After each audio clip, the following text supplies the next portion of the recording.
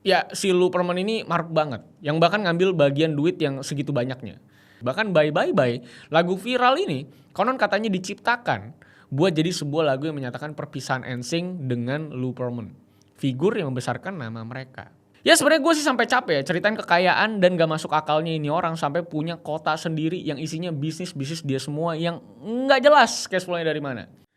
Iya, selamat datang lagi bersama saya Aldo di Detektif Aldo, dan hari ini kita bawa kasus dari sebuah hal yang lagi viral ya. Itu adalah lagu Bye Bye Bye. Ini skandal terbesar, bahkan menjadi salah satu bisnis skema Ponzi terbesar dan terlama di bumi ya. Nggak paling terbesar, tapi yang pasti terlama di bumi Amerika ceritanya. Bagaimana tapi seorang promotor terkenal, produser terkenal yang membelakangi Backstreet Boys and NSYNC, yang ada Justin Timberlake ya, yang jadi official soundtrack dari Deadpool Wolverine, itu tersangkut skandal dan endingnya di Bali gokil. Mari kita simak kasusnya. Jangan lupa like, share, dan subscribe. Follow gue di @rivalsantosa. Let's begin the case, guys. I lost myself. I waited still for a glimmer to arrive. I know it will. Yes, kita semua tahu bahwa lagu Bye Bye Bye itu lagi viral banget ya, gara-gara film Deadpool Wolverine kemarin. Sampai-sampai boyband asli yang bawain ini lagu itu ngeganti judulnya di YouTube itu menjadi Bye Bye Bye official video from Deadpool and Wolverine. Gue yakin demi apa? Demi mempermudah pencarian para netizen.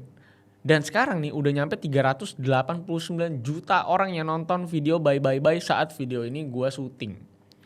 Tapi ya justru dari tiba-tiba naiknya kembali lagu Bye Bye Bye dan secara gak langsung naikin nama NSYNC juga sebagai boyband yang nyanyiin itu lagu, tiba-tiba justru jadi mulai rame soal kasus skandal produser dari NSYNC.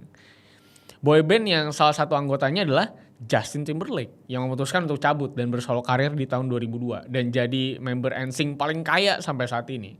Nah, kalau kita ngomongin produser atau ex-produser NSYNC, berarti kita ngomongin the one and only Luperman, atau dikenal juga sebagai kingmaker dan juga musik mogul, alias udah kayak rajanya musik pop di era 90-an sampai 2000-an, alias era-eranya boyband Amerika.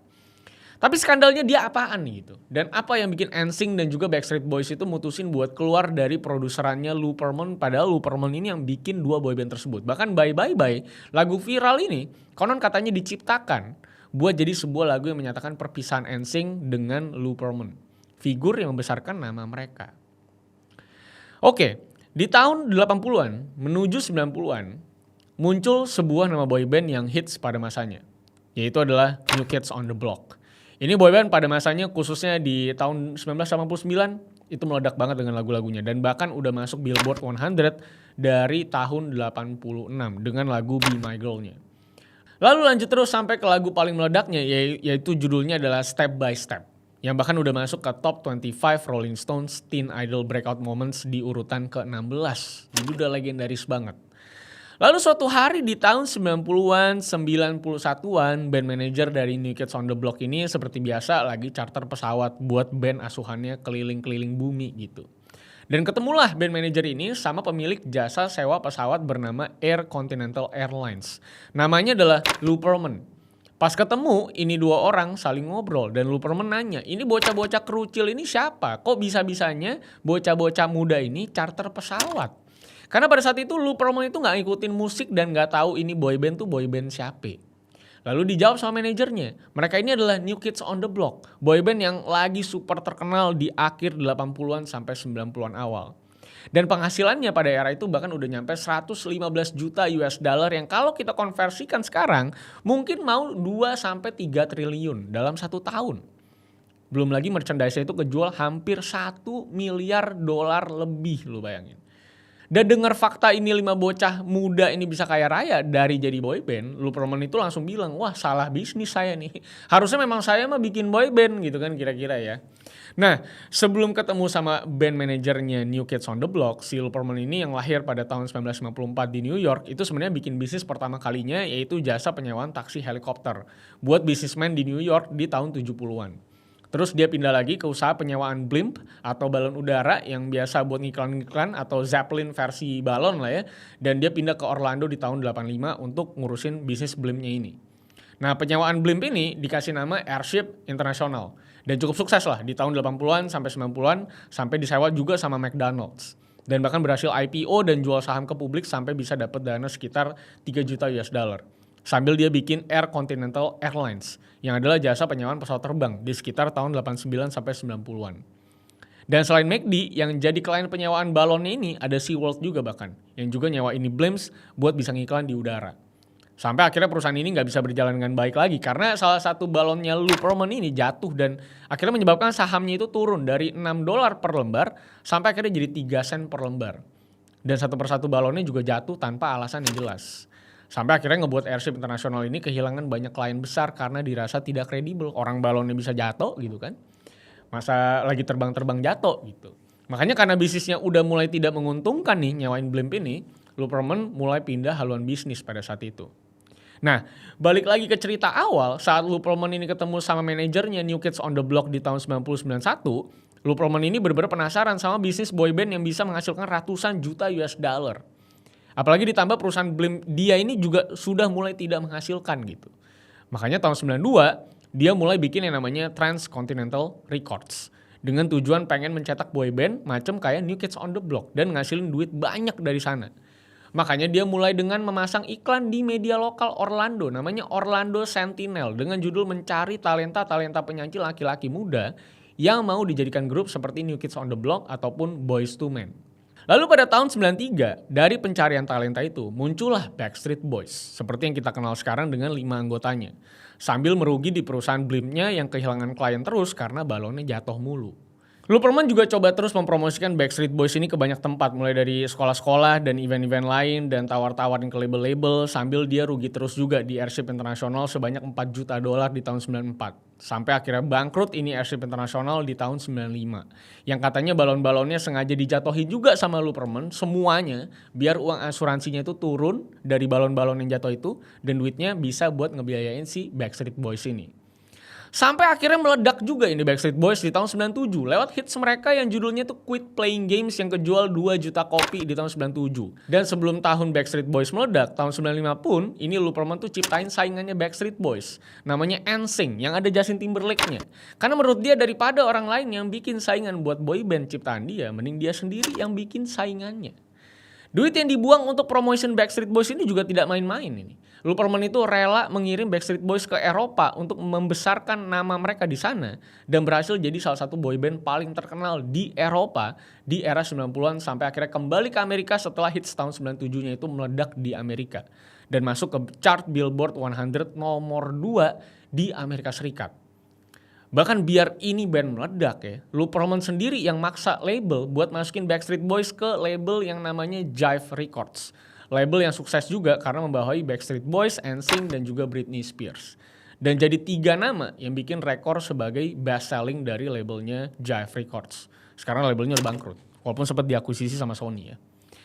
Tapi kisah manis-manis band-band boyband yang menghasilkan jutaan dolar ini manisnya memang cuma sebentar doang di Luperman. Karena di tahun 98, Backstreet Boys itu nuntut Luperman yang katanya udah nerima lebih dari 10 juta dolar, sedangkan anggota Backstreet Boys itu cuma baru nerima 300 ribu dolar dari tahun 93. Dan mereka juga kaget kalau Luperman ini nempatin diri sebagai anggota ke-6 dari Backstreet Boys. Yang berarti setiap penghasilan yang masuk ke band, selain royalti dan bagian lu sebagai produser dia dapetin, dia juga ambil bagian duit dari anggota band. Ini yang jadi bikin bocah-bocah muda ini tuh jadi emosi. Ditambah lagi beberapa anggota itu ngerasa, gua ini ada di salah satu boy band paling meledak di bumi. Tapi kok beli mobil aja sulit, beli rumah aja gak bisa, kok aneh. Tapi padahal setiap mereka world tour, kok mereka bisa tuh dicharterin pesawat, nginep di hotel super mewah, makan mahal sama si Lu ini. Tapi kok duit milik sendiri gak punya? Kan aneh banget. Makanya akhirnya dituntut ini si Lu. di track back tuh bahwa ya Backstreet Boys anggotanya nggak dapet duit banyak gitu. Dan tuntutan ini juga berbarengan sama NSYNC yang juga merasakan hal yang sama Backstreet Boys. Tinggal aja pada numpang di rumahnya Luperman, kayak nggak ada duit. Padahal lagu-lagu mereka tuh hits banget.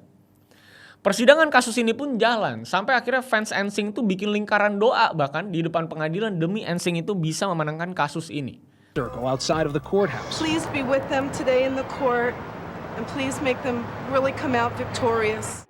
Dan akhirnya persidangan itu justru malah dimenangkan oleh Luperman yang tetap dapat royalti dan juga duit sebagai anggota ke-6 dari Backstreet Boys. Dan bahkan tetap dapat duit kompensasi untuk yang namanya menutup kontrak Backstreet Boys juga dengan Luperman. Yang katanya kontrak ini nyampe 65 juta dolar sebagai uang kompensasi yang dibayarkan ke Luperman gitu. Dan itu ya effortnya mereka berdua ini, Backstreet Boys sama NSYNC supaya bisa lepas dari kuasanya Luperman untuk bayar 65 juta dolar itu. Dan akhirnya NSYNC juga berhasil go independent dan lepas dari Luperman di tahun 1999. Sebenarnya gue cukup paham sih kenapa ya si Luperman ini maruk banget, yang bahkan ngambil bagian duit yang segitu banyaknya. Karena kalau buat gue pribadi, mungkin dia tuh merasa bahwa dia tuh yang membesarkan dua boyband ini, menciptakan boyband ini, dia merasa punya hak atas duit yang lebih banyak gitu gue rasa. Cuman sayangnya memang tidak transparan dan rasanya jadi kayak ngerampok karena jumlah yang dia dapetin sama yang bocah-bocah boyband dapetin itu jumlahnya tuh jauh banget. Dan setelah kena tuntut duit-duitan juga ini ya, Luperman ya. Bahkan sampai kena tuduhan melakukan tindakan tidak pantas ke bocah-bocah yang masih belasan tahun di dua boyband itu walaupun gak pernah bisa dibuktiin. Tapi walaupun begitu ya, Lu itu gak mundur dan karirnya juga gak redup gitu. Karena setelah dia kehilangan dua boyband besar, dia maju lagi dengan program Making the Band di TV di tahun 2000 dengan konsep si Kingmaker ini alias music mogul ini, Luperman ini mencoba membuat boyband baru lagi, tapi prosesnya itu ditayangkan di televisi. Dan makanya lahirlah beberapa boyband yang luar biasa juga. Ada O-Town dan beberapa nama grup lainnya kayak LFO, Take 5, Natural, Marshall Dillon, US5, Solid, Harmony, terus ada Innocence, bahkan sampai ke manage beberapa artis kayak Aaron Carter, Jordan Knight, bahkan dipercaya oleh keluarga Michael Jackson buat benerin image-nya Michael Jackson yang lagi turun pamor karena tuduhan-tuduhan asusila di tahun 2001. Nah setelah bentuk boyband baru gitu ya, Lu ini malah kelihatan makin kaya. Jadi walaupun udah dilepasin sama Backstreet Boys dan juga NSYNC bahkan dituntut, tapi kan dia dapat 65 juta dolar, makanya dia tidak kelihatan makin miskin tapi justru malah makin kaya. Bahkan boyband baru bikinan dia ini juga pada bingung. Kok mereka yang baru berkarir sebentar di dunia musik tapi kok bisa langsung world tour, disewain private jet, makan mewah dan lain-lain. Padahal kalau mereka mungkin lihat band-band baru yang udah banyak manggung pun kayaknya hidupnya tidak semewah mereka gitu. Bahkan diakui sama para anggota boyband ini bahwa Lu ini sering banget ngantongin cash tuh ratusan juta di kantongnya tiap dia jalan kemanapun. Terus bisnisnya katanya makin banyak. Bahkan tiap kemana-mana tuh pasti ada aja investor yang dia temuin. Dan dia dikelilingin sama orang-orang penting di dunia bisnis setiap saat katanya. Para boyband ini juga sering kali disuruh nyanyi depan para investor penting. Sampai kayak direkturnya Bank of America aja tuh bisa ngobrol sama Lu tuh di backstage tiap boyband Lu ini tampil. Dan setelah kehilangan Backstreet Boys dan NSYNC, Lu itu tetap dijuluki sebagai sang supplier musik pop terbaik di eranya dan ya berbagai hits yang udah keluar dari boybandnya. Hidup mewah-mewah ini juga tetap lanjut terus ya. Bahkan di 2001 saat boyband Naturals itu nyangkut di dekat wilayah tragedi 9/11, ini boyband nih, Naturals ini diterbangin balik sama Luperman itu pakai private jet dan dikawal sama pesawat F-16. Lu bayangin, saat dimana semua penerbangan dilarang pada masa-masa tragedi 9/11. Lu bayangin, dia bisa minta F-16 buat ngawal penerbangan boybandnya dia gitu. Kau bisa bayangkan uangnya seberapa banyak dan koneksinya sebesar apa? Dan kekayaan dia ini kalau lu pada bingung sebenarnya, ini sebenarnya bisa divalidasi sebenarnya tanpa data oleh orang-orang lewat seberapa banyak perusahaan yang dia punya.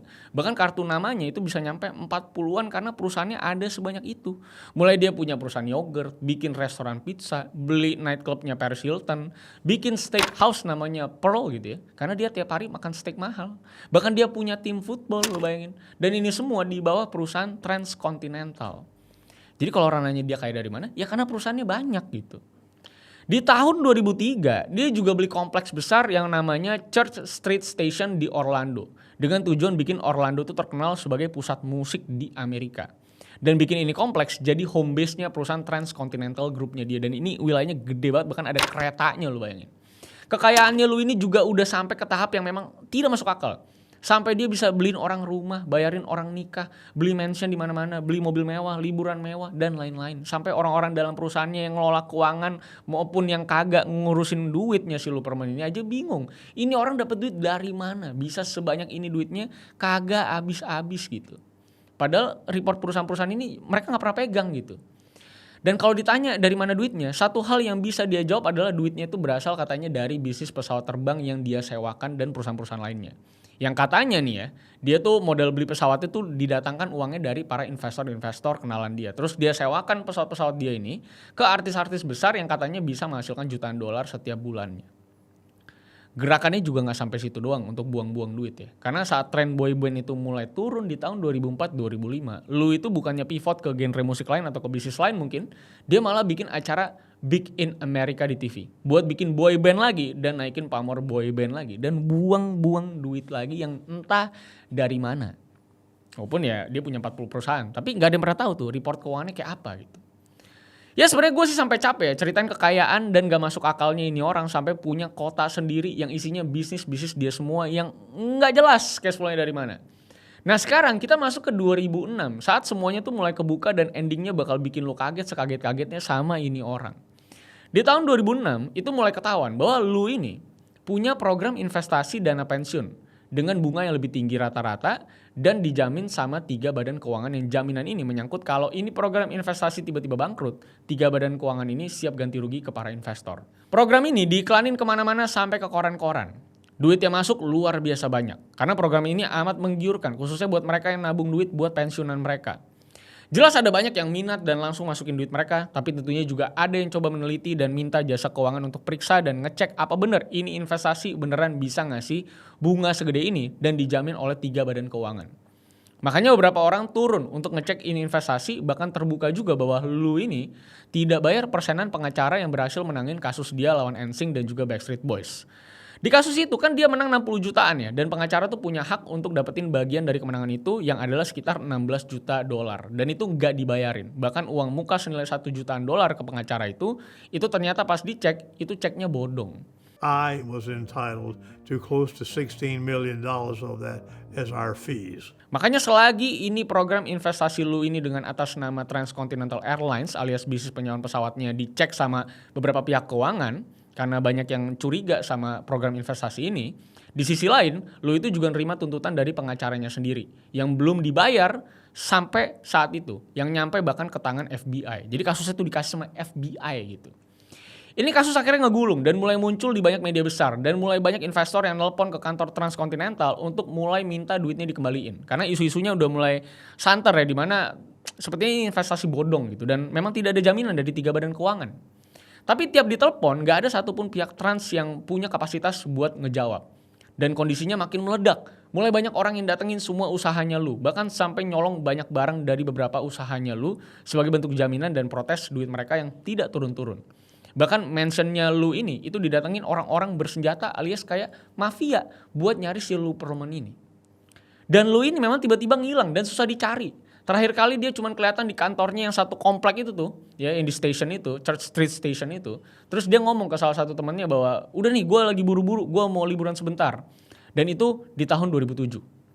Dan seminggu setelah lu bilang mau liburan itu, FBI ini tiba-tiba ngegerebek pakai helikopter, lu bayangin. Dan ngegerebek semua kantornya Luperman dan rumahnya dan ngambil banyak barang dan dokumen dari semua tempatnya Luperman. Yes, di state ini baru ketahuan ya bahwa program investasi bunga tinggi yang tidak masuk akal itu adalah program Ponzi. Alias duit investor lama itu dibayar sama duit investor baru. Dan biasanya pada Ponzi scheme itu akan sampai ke sebuah titik jenuh di mana nggak ada lagi investor baru yang bisa ngebayarin duit-duit dari investor yang lebih lama. Dan ternyata tidak ada jaminan juga dari badan-badan keuangan. Semua orang yang bisa terkoneksi sama lu pada saat itu cuman bisa ngomong bahwa lu itu menyampaikan bahwa dia tuh lagi keluar negeri buat ngambil duitnya di brankas buat bayar semua dana para investor yang minta duitnya dikembalikan. Selama dia kabur, dia ternyata kabur bareng Michael Johnson, anggotanya boyband Naturals. Di tengah-tengah kaburnya dia bahkan masih sempat datang ke penghargaan Lifetime Achievement Award di Dublin, lu bayangin ya. Lagi jadi buron, dia bisa terima penghargaan. Dan dia dari Dublin itu dia pindah-pindah terus ke Berlin, Panama, Spanyol buat ketemu sama beberapa investor karena ceritanya lagi bikin bisnis baru sama Michael Johnson. Sampai akhirnya dia tuh mendarat di Bali di tahun yang sama, di tahun 2007 bersama dengan Michael Johnson, sekitar di bulan Junian. Yang saat itu memang si Michael Johnson itu kan seperti yang tadi gue bilang lagi bikin bisnis bareng sama Lou Pearlman setelah udah berhenti jadi boy band.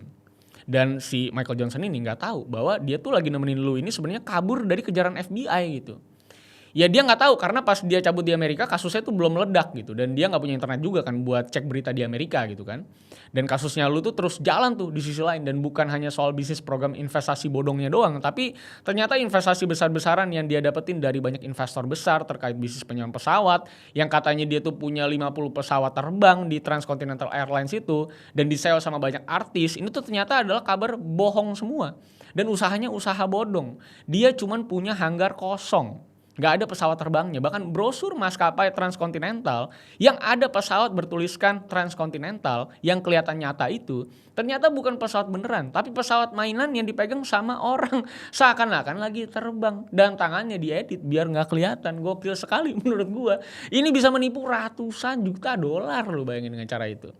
Dan dengan seluruh aksi tipu-tipunya ya, udah ada 2.000 lebih investor yang join ke investasinya Lou dengan total kerugian hampir 500 juta US dollar. Berarti hampir mau 10 triliun lah kalau dirupiahin, ditambah dengan penggelapan pajak dan lain-lain dan gali tutup lubang utang di bank yang akhirnya nggak bisa dia bayar. Kasusnya makin meledak karena yang nuntut udah banyak banget sekarang. Jadi dari investor kecil, investor besar semuanya udah mulai nuntut. Termasuk bahkan juga ada kasus mantan pengacaranya yang bawa kasusnya itu langsung direct ke FBI, di mana dia tidak dibayar gitu sebagai pengacara, nggak dapat haknya. Dan selama masa kaburnya di Bali juga, cerita menarik di kasus ini juga cukup seru ya. Di mana Lou ini tuh udah beku semua asetnya dan hanya bisa minjem kartu kredit dan duitnya Michael Johnson buat ngapa-ngapain karena semua duit dia udah hilang dan dibekukan. Dan di satu kesempatan saat mereka lagi nginep di Westin Hotel Bali, which ini adalah hotel bintang 5 dan mahal juga, dan di business center hotelnya, zaman dulu tuh masih ada nih business center di hotel-hotel mahal ya buat orang-orang atau tamu-tamu tuh buka internet, zaman belum ada smartphone lah gitu. Nah, di situ baru Michael Johnson lihat bahwa Lou ini udah buron di mana-mana. Tapi karena dia merasa bahwa Lou ini sering kena tuntutan dan bebas terus, jadi ya dia mencoba untuk bodoh amat gitu. Dan titik di mana Michael Johnson ini meledak, ya atau mulai curiga dengan Lou Pearlman bahwa kasus ini benar-benar serius kali ini, saat Lou itu ngasih lihat ke dia gambar tangan cap sebuah bank bodong bernama German Savings Bank yang berisikan mutasi palsu senilai 30 juta US dollar yang dia bikin buat dikirim ke Bank of America buat minjem 1 juta dolar. Dan gilanya, walaupun Lou ini udah buron di Amerika, itu pinjeman dari cap bank yang juga tidak ada di Jerman dan itu hanya gambar tangan dia doang.